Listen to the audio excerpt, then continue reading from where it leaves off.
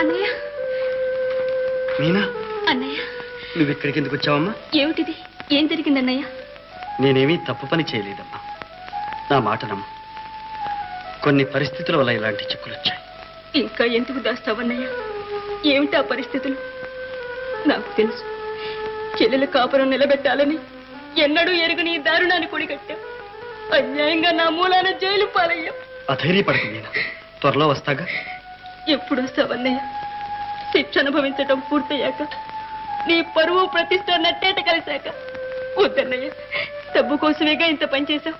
ఆ పాపిష్టి డబ్బు తెచ్చాను, వాళ్ళ మొహాలు పారేసి వచ్చేసాయి అన్నయ్య. ఆ డబ్బు తీసుకొచ్చేసావా? ఎంత పొరపాటు చేశావు మీనా. నీ మావ నిన్ను మళ్ళీ ఆ గడప తొక్కనిస్తాడా? మీనా, ఇంతకాలం కన్నీటితోనే కాపురం చేశావు. ఈనాటికి మన కష్టాలన్నీ గట్టెక్కి అత్తవారింటికి సలక్షణంగా వెళ్ళగలిగాం.